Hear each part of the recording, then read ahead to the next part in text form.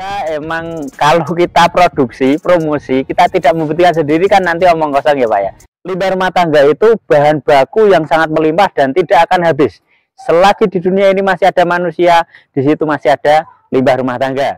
Daerah Banjaran, Kroto, dan Terbonan itu masuk bagian Desa Kesongo. Di sana mayoritas juga beternak Pak, beternak sapi dan domba. Dari situ selama ini dia kebingungan untuk bagaimana limbah ini mau dibawa kemana. Dan alhasil dibuang di kali. Nah ini adalah tambang emas kok dibuang di kali. Assalamualaikum warahmatullahi wabarakatuh. Saya Deki Novendra dari Desa Kesongo, dari organisasi Senandika Cakrawala. Di sini kami berada di Taman Demplot sayur organik dari Desa Riset. Itu Desa Riset, Kecamatan Tuntang, Kabupaten Semarang. Ini kita akan berbincang-bincang tentang apa itu organik dan bagaimana cara pembuatan pupuk organik. Kami memproses media tanam atau pupuk organik padat menggunakan limbah rumah tangga, dan pokoknya limbah rumah tangga. Yang kedua ada koi atau kotoran hewan. Yang ketiga endapan rawa pening. Kenapa kita menggunakan 3 bahan itu? Karena satu, saya meyakini limbah rumah tangga itu bahan baku yang sangat melimpah dan tidak akan habis. Selagi di dunia ini masih ada manusia, di situ masih ada limbah rumah tangga.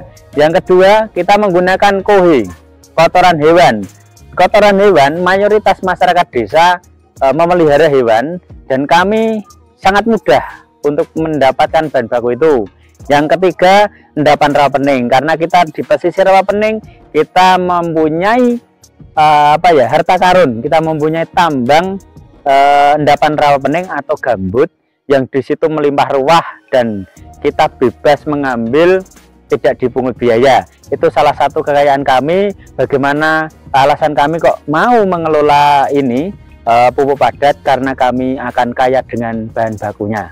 Seperti itu. Dari 3 itu kami olah menjadi pupuk padat, pupuk organik padat dengan proses fermentasi. Sangat menarik ini. Desa Kesongo ini adalah salah satu desa yang sudah mengelola sampah rumah tangga, Pak. Jadi dari rumah tangga itu kita kasih karung-karung atau keranjang-keranjang yang setiap 2 hari sekali kami ambil.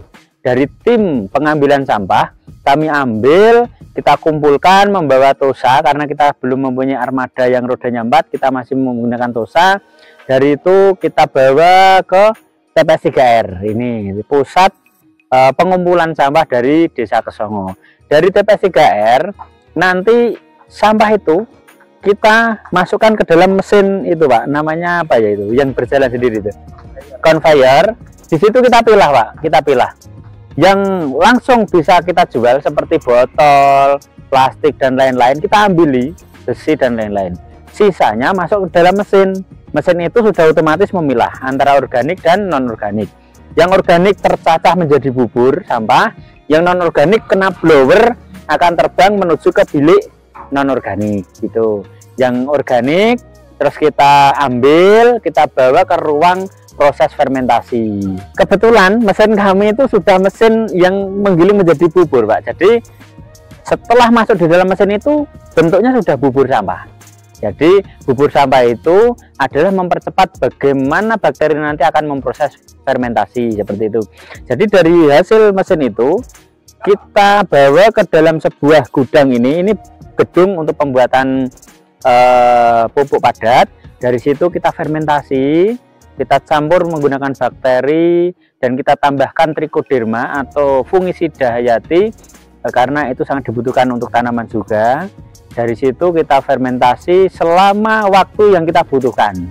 Seminimal mungkin proses fermentasi adalah 14 hari untuk sampah, karena sampah itu beragam, beraneka macam, jadi butuh waktu yang identik agak lama. Kalau kohe atau endapan rawa pening itu mungkin cukup cepat. Seperti itu. Kita lagi proses riset ini Pak.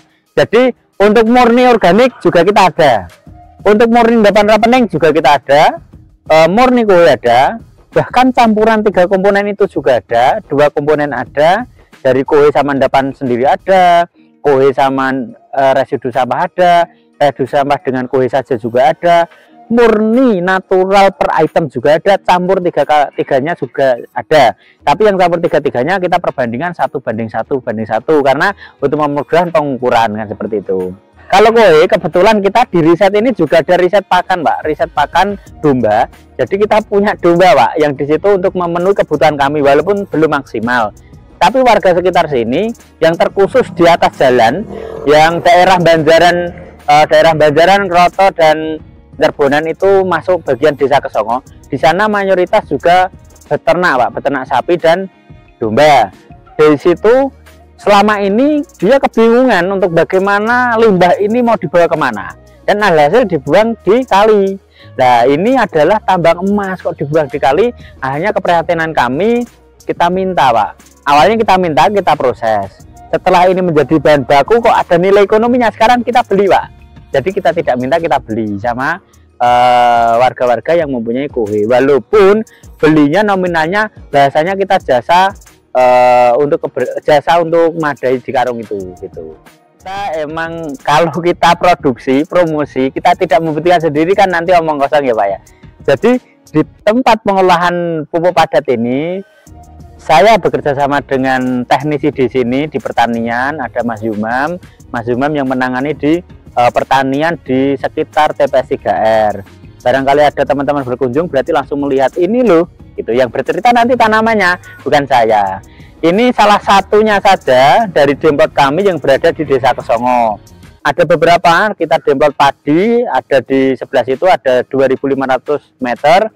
Juga hortikultura ada di belakang balai desa, ada daerah Weru, dan masih banyak di warga-warga kami yang menggunakan media tanam kami untuk dilakukan menanam cabai, tomat, terong di pekarangan rumahnya masing-masing untuk ketahanan pangan seperti itu. Jadi untuk pengaplikasiannya khusus warga Desa Kesongo tetap kita dengan senang hati bisa menggunakan pupuk kami. Tapi untuk di luar warga Desa Kesongo kita komersilkan dengan bahasa untuk pengganti jasa pembuatan seperti itu. Sasaran kami untuk tahap tahun ini di 2024 dalam satu dusun satu RT dulu, Pak. Jadi dalam satu RT itu bagaimana kok cuma satu RT, untuk mengoordinirnya mudah. Ya itu pilot projectnya mudah. Dan nanti warga sendiri yang akan berbicara atau menjadi marketing kami. Karena ketika saya share di online di luar sudah booming, desa tidak menggunakan kan, terus nanti gimana kan gitu. Hanya kita berangkat dari desa dulu, baru kita melebarkan atap kami seperti itu. Jadi desa dulu biar memanfaatkan, biar membuktikan. Setelah desa sudah mengakui kualitasnya bagus dan lain-lain, baru dari situ nanti gedok tular seperti itu.